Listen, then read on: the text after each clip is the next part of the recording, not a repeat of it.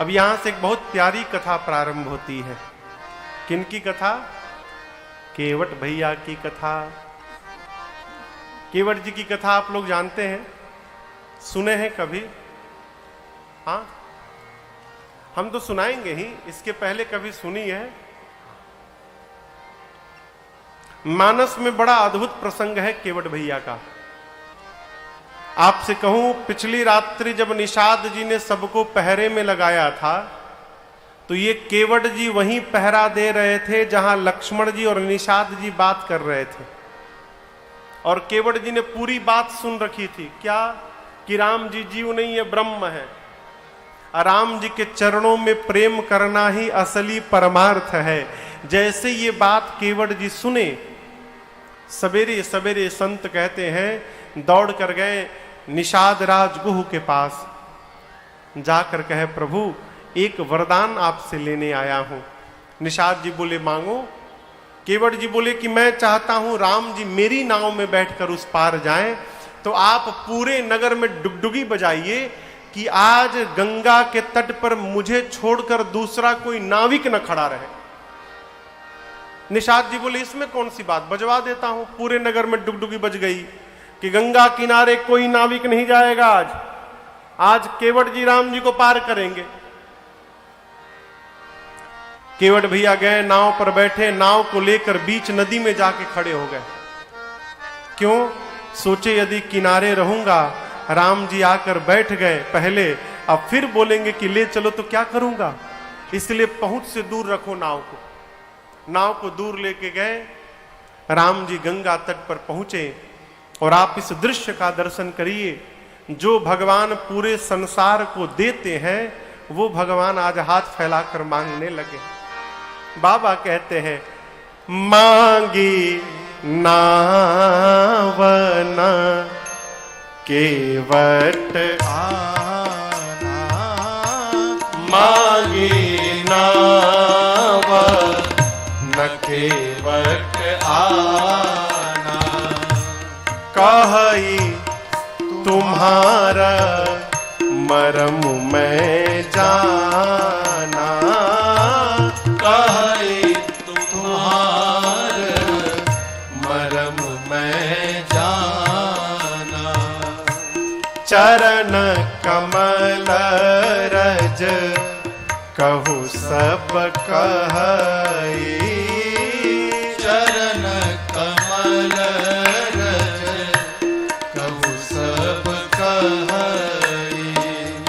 मानुष करनी मूरी कछु आई, मानुष करनी मूरी कछु आई, छुअत शिला भई नारी सुहाई, छुअत शिला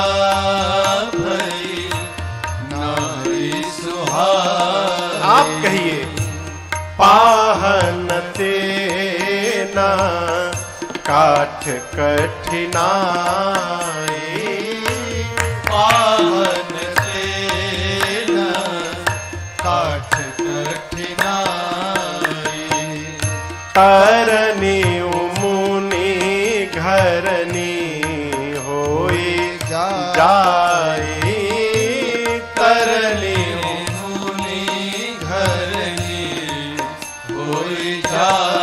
प्रभु बाट परई मोरी नाव उड़ाई, बाट परई मोरी नाव उड़ाई, कसम से एहि प्रतिपालऊं सब परिवार, एहि प्रतिपालऊं सब परिवार,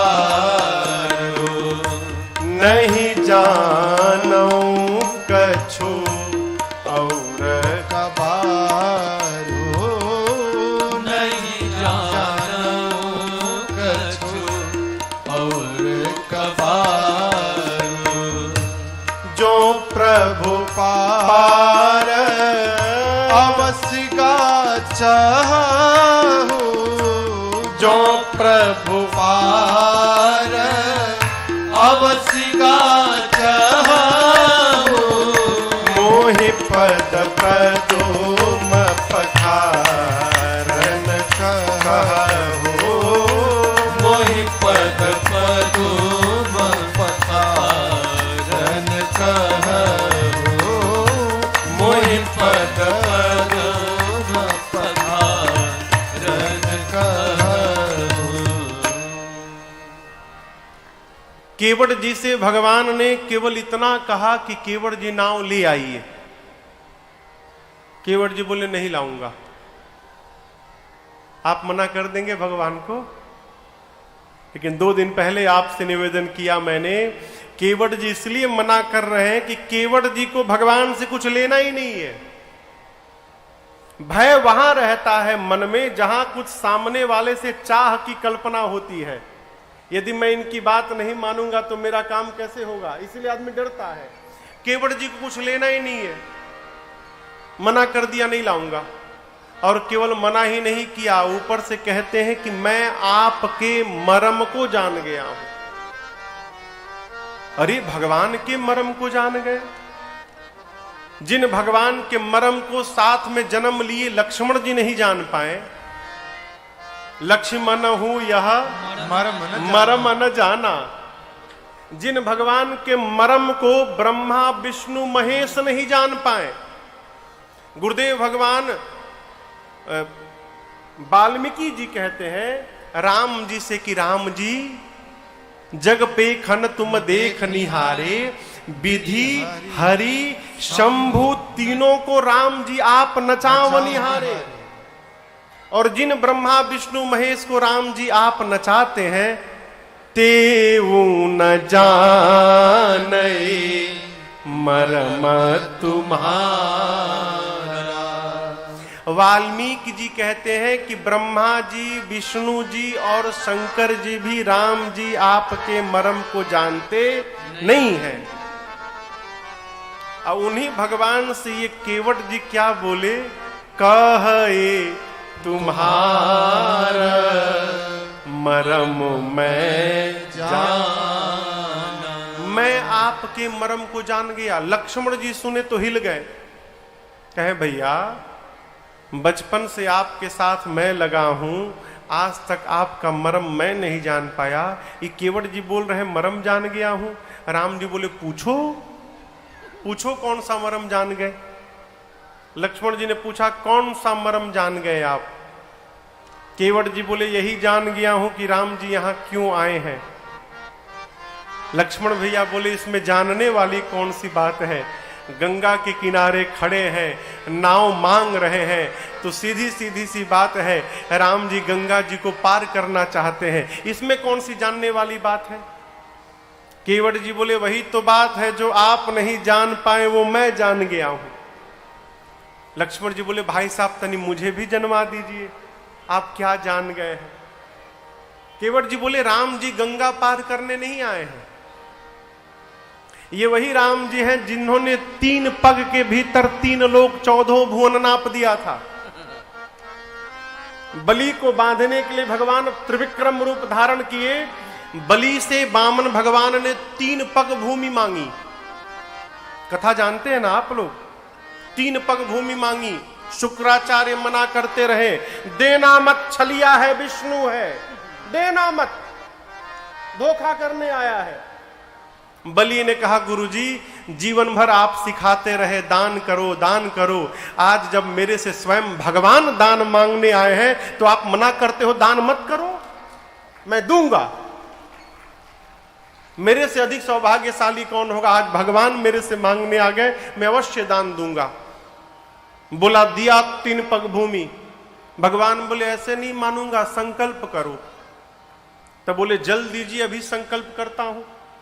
तो जो कमंडलू होता है ना, कमंडलू, उसमें टोटी बनी रहती है पानी निकलने के लिए। जैसे केतली में रहती है, केतली में चाय की, वैसे कमंडलू में टोटी रहती है। शुक्राचार्य जी क्या किए कि सूक्ष्म रूप बना के टोटी के मुंह में जाके बैठ गए। उसको जाम कर दिए, बंद कर दिए। क्यों? बैठ जाऊंगा तो पानी नहीं गिरेगा, अब पानी नहीं गिरेगा तो संकल्प नहीं हो पाएगा। अब बलि लगे पानी गिराने तो गिरे नहीं, तो कन्हैया भगवान बोले रुकिए रुकिए मैं साफ करता हूं, जाम हो गया है। तो एक लकड़ी का तिल्ली लिए और लेके उसके मुख में ऐसे मारा, उसी में शुक्राचार्य की एक आंख चली गई, एक आंख उनकी फूट गई उसी में। फिर जल निकला, संकल्प हुआ, संकल्प जैसे हुआ भगवान ने 2 पग नापने के लिए स्वरूप का विस्तार किया, त्रिविक्रम रूप धारण किया और केवल 2 डेग में 2 कदम में ही भगवान ने 3 लोक 14 भुवन नाप लिया। अब तीसरा पांव रखने के लिए कोई स्थान नहीं बचा। भगवान बोले कहां रखूं? तो बलि ने कहा प्रभु मेरे सिर पे रख दीजिए। तो तीसरा पांव भगवान ने बलि के सिर पे रखा और बलि वही पाताल में चले गए, पाताल में चले गए। भगवान ने पूछा बलि से कि मैं तुमसे प्रसन्न हो गया हूं, अब तुम मांगो, तुम्हें क्या चाहिए? बलि ने कहा प्रभु मैं यही चाहता हूं कि मैं जब भी जिस द्वार के पर देखूं उस द्वार पर आप ही मुझे खड़े दिखाई पड़ते रहे प्रभु, इसके अलावा हमें आपसे कुछ नहीं चाहिए। केवट कहते हैं ये वही हैं जिन्होंने 2 पग के भीतर 3 लोक 14 भुवन नाप दिया। वही गंगा पार करने के लिए नाव मांगेंगे? जिसने 2 पग में पूरी सृष्टि नाप दी वो गंगा पार करने के लिए नाव मांगेगा? राम जी गंगा पार करने नहीं आए हैं, इस मर्म को मैं जान गया हूं। लक्ष्मण जी बोले भाई साहब फिर किस लिए आए हैं, मुझे भी तो बताइए। केवट जी बोले आज राम जी इस नदी और इस नाव को माध्यम बनाकर इस केवट को अपना चरणामृत पिलाना चाहते हैं, इसलिए यहां पर आए हैं। ये राम जी के आने का मर्म है, मैं इसको ठीक से जान गया। मैं लाऊंगा नहीं प्रभु। हमारे मिथिला में एक बड़े अद्भुत साधक हैं, प्रातः स्मरणीय पूज्य बांके बिहारी झा, उनका उपनाम था करील। क्या नाम था? करील। करील एक झाड़ का नाम है जिसमें कांटे निकले रहते हैं। 14 वर्ष की यात्रा में राम जी कई रात्रि उस करील नामक वृक्ष के नीचे भी विश्राम किए हैं।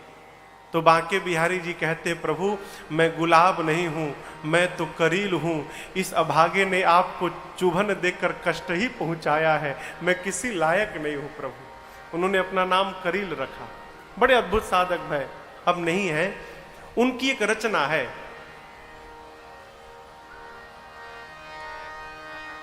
समझने में कठिनाई नहीं होगी, मैं गाऊंगा नहीं, मुखड़ा सुनाता हूं केवल आपको। केवट जी कहते प्रभु अरे हम नाही नियरा, नियरा यानी पास में, हम नाही नियरा लाइब आपन नैया हो कि डर लागेला, बड़ा डर लागेला, रौरी गोड़वा के धूरिया से डर लागेला, बड़ा डर लागेला। आपके पांव के धूल से बहुत डर लगता है, मैं निकट नहीं लाऊंगा। लक्ष्मण जी बोले डरना है तो धनुष बाण से डरना चाहिए, तुम पांव के धूल से डरते हो। बोले जड़ी बूटी है उसमें, पत्थर के तिरिया, तिरिया यानी स्त्री, पत्थर के तिरिया, अरे बनौनी रउआ राजा जी, ई सब कहेला, ई सब कहेला, इत लकड़ी के नैया से डर लागेला, बड़ा डर लागेला। केवट जी बोले प्रभु आपके पांव में जड़ी बूटी है, आपने कभी किसी पत्थर को छुआ था? लक्ष्मण जी बोले हाँ मेरे सामने छुआ था। वो पत्थर स्त्री बन गया? हाँ, बन गया था। अब आप बताइए, यदि पांव के जादू से पत्थर स्त्री बन सकता है, तो उस पांव के जादू से मेरी नाव स्त्री नहीं बन सकती है क्या? और इसी नाव से मेरे परिवार का पोषण होता है। छोटे छोटे बच्चे हैं, नाव चलती है तो घर में भोजन जाता है। आप बताइए प्रभु, नाव ही चली जाएगी तो मेरे बच्चे तो भूखे मर जाएंगे। किसी के रोजी रोटी पर लात नहीं मारना चाहिए। नाथ, आपसे एक प्रार्थना करता हूं, पांव धो के वो जड़ी बूटी निकाल लेता हूं, फिर बिठा के ले चलूंगा। कहिए, धो लूं पांव? भगवान मौन खड़े रहे। लक्ष्मण जी बोले, अरे क्या बात करते हो तुम? अरे एक बार हुआ आई बात गई। एक बार हुआ था, बार बार थोड़ी हुआ। न जाने राम जी ने कितने पत्थरों पे पांव रखा, उसके बाद दूसरा कोई पत्थर तो स्त्री नहीं बना। केवट जी बोले, मैं भी जानता हूं कि एक ही बार हुआ, दूसरा कोई पत्थर स्त्री नहीं बना, लेकिन कौन सा पत्थर स्त्री बना ये बताइए। कौन सा पत्थर स्त्री बन गया? जिस पत्थर के बारे में राम जी ने इशारा करके पूछा था, जिस पत्थर को टारगेट किया गया, पूछा मुनि ही शिला प्रभु देखी, वो स्त्री बन गया। यहां हजारों नाव खड़ी है, इन सभी नाव में राम जी को हमरे नाव दिखाई पड़ी। जिस तरह वहां पर उस पत्थर को इशारा किया गया था, उसी प्रकार यहां भी मेरी नाव को इशारा किया गया है, यानी यहां भी खतरा है। मैं अपनी नाव जाने नहीं दूंगा। लक्ष्मण जी बोले, भैया मना कर दिया। राम जी बोले, भगत है मेरा। लक्ष्मण जी बोले, जो आपकी बात न मान रहा हो आपका भगत है? आप कह रहे नाव लाओ, कहता नहीं लाऊंगा। राम जी बोले, इसमें इसका दोष नहीं है लक्ष्मण। वनवास मेरा हुआ था, न तुम्हारा हुआ था, न सीता का। अयोध्या से चलते मैंने आपको भी मना किया मत चलिए, आप माने नहीं माने। सीता को मना किया मत चलो, मानी नहीं मानी। मैं उसी समय समझ गया कि घर से निकलते समय मेरी बोहनी बिगड़ गई है आज। अब रास्ते में जो भी मिलेगा कोई मेरी बात मानने वाला नहीं है। लक्ष्मण जी बोले, केवट जी से तुमको भय क्या है? केवट जी बोले, मेरी नाव स्त्री बन जाएगी, और वो भी स्त्री बनती है कौन सी? ब्राह्मणी। मैं जाति का मल्लाह, वो ब्राह्मण। कहेगी दूर रहना, पास में न ताना। मेरे लिए अलग घर बनाओ, अलग कपड़ा लाओ, अलग राशन लाओ, तुम्हारे साथ नहीं रहूंगी। एक पत्नी का तो पेट पहले से नहीं भर पा रहा हूं, दूसरी को देखकर क्यों झंझट में डालना चाहते प्रभु? आप इस पांव को धुला लीजिए। केवट जी कहते, प्रभु अरे बात छोटी है, सिर को हिला दीजिए। बात छोटी है, सिर को हिला दीजिए। बात छोटी है, सिर को हिला दीजिए। बात छोटी है, सिर को हिला दीजिए। पांव अपना, पांव अपना, पांव अपना प्रभु जी धुला लीजिए। पांव अपना प्रभु जी धुला लीजिए। बात छोटी है, सिर को हिला दीजिए।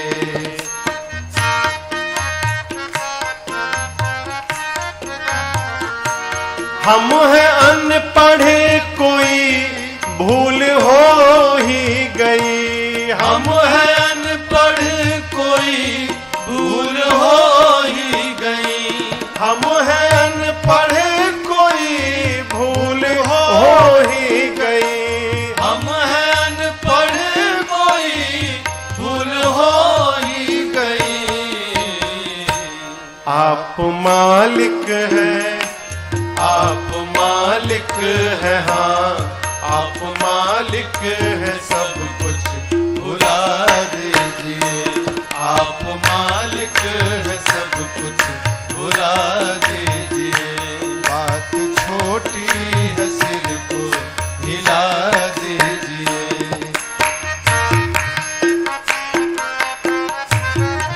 लक्ष्मण जी बोले, भैया ये बहुत बोलते हैं, बोले अरे आप अपना नाव लेके जाइए, आपसे पार नहीं जाना, आप जाइए यहां से, हम दूसरे को बुला लेंगे। केवट जी बोले दूसरे को बुला लो, आ गया तो नाम बदल लूंगा अपना। गैर मल्लाह आएगा हरगिज़ नहीं, गैर मल्लाह आएगा हरगिज़ नहीं, गैर मल्लाह आएगा हरगिज़ नहीं, गैर मल्लाह आएगा हरगिज़ नहीं। नाम लेकर, हाँ नाम लेकर किसी को बुला लीजिए, नाम लेकर किसी को बुला लीजिए। बात छोटी है सिर को हिला दीजिए।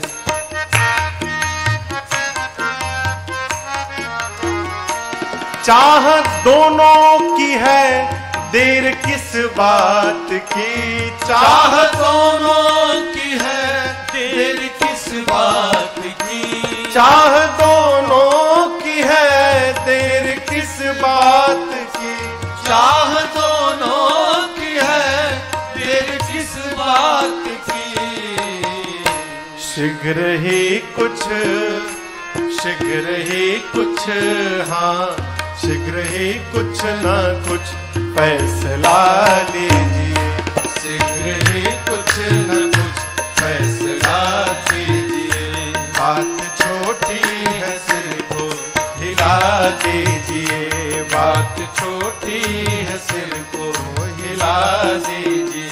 पाँव अपना प्रभु जी धुला लीजिए, पाँव अपना प्रभु जी धुला लीजिए। बात छोटी है सिर को हिला दीजिए। केवट जी कहते हैं प्रभु पूरे परिवार को इस नाव ने ही जिलाया है, मेरे घर में भोजन तक नहीं है प्रभु, नाव चलेगी तो घर में भोजन जाएगा मेरे। आपसे मेरी प्रार्थना, पांव धुला लीजिए, फिर मैं आपको नाव पर बिठाकर उस पार ले चलता हूं। भगवान मौन खड़े रहे, कुछ नहीं बोले। केवट जी कहते हैं यदि पांव नहीं धुलाना है तो वो भी बताइए, दूसरा उपाय बताऊं। लक्ष्मण जी बोले दूसरा उपाय है? बोले है ना, क्या? पैदल पैदल।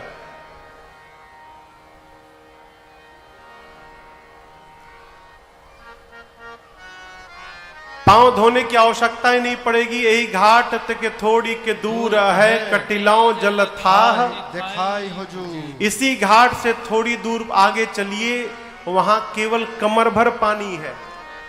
आगे आगे लकड़ी लेकर, लाठी लेकर मैं चलूंगा, डरिएगा मत, मेरे पीछे पीछे पैदल पैदल आप लोग आइए, पैदल ही गंगा पार करा दूंगा, नाव की आवश्यकता ही नहीं है। क्यों? केवट जी बोले, केवट जी जानते हैं कि राम जी पैदल पैदल गंगा को पार करने वाले नहीं है। क्यों नहीं करेंगे?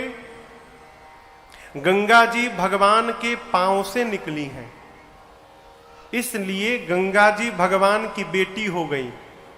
कोई भी पिता अपनी बेटी को लांघ नहीं सकता है, लांघता नहीं है।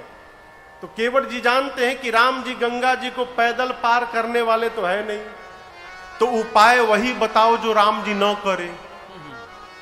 तो मेरे ऊपर से ये भी ब्लेम हटेगा कि मैंने दूसरा कोई ऑप्शन नहीं रखा था।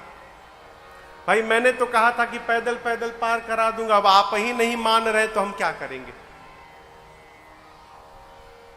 भगवान कुछ नहीं बोले, तो केवट जी बोले जाना है कि नहीं जाना है? मुझे तो लगता है आपको पार नहीं जाना है, बाप बस यूं ही आए हैं। यदि आपको पार जाना है तो अब आप कहेंगे, मैं बहुत बोल लिया, अब आप कहेंगे कि केवट मेरे पांव को धो और मुझे नाव पर बिठाकर गंगा के उस पार ले चलो। मैं आपके पांव को अब अपनी ओर से धोने वाला नहीं हूं। अब बोलिए। भगवान फिर मौन रहे। केवट भैया के समझ में बात नहीं आ रही है कि नाव मांगने के बाद राम जी मौन क्यों हो गए हैं। फिर अचानक केवट भैया के मन में एक बात आई, लगे राम जी के चारों तरफ गोल गोल घूमने। लक्ष्मण जी बोले ये क्या कर रहे हैं आप? केवट जी बोले मैं देख रहा हूं ये जो कपड़ा पहने हैं इसमें कहीं जेब नहीं बना है, एक भी पॉकेट नहीं है, जेब नहीं है। जेब नहीं है यानी ठन गोपाल, इनके पास कुछ है ही नहीं। और मैंने अपनी इतनी गरीबी सुना दी कि नाव चलने से घर में भोजन जाएगा, इनके पास कुछ है ही नहीं। लगता है मारे संकोच के नहीं बोल पा रहे हैं कि केवट नाव से उस पार उतारेगा तो मैं दूंगा क्या? यही बात है ना। केवट जी बोले मुक्त करता हूं। बोले प्रभु पांव धोऊंगा, नाव पर बिठाऊंगा, गंगा के उस पार ले जाऊंगा। और राम जी सौगंध लेकर कहता हूं प्रभु आपसे कुछ मांगूंगा नहीं, मैं ऐसे ही आपको पार उतार करके चला आऊंगा, कुछ नहीं मांगूंगा प्रभु। केवट जी यहां सौगंध उठा लिए। बाबा कहते हैं केवट भैया बोले पद कमल धोई चढ़ाई नाव, ननाथ उतराई चहो, ननाथ उतराई चहो,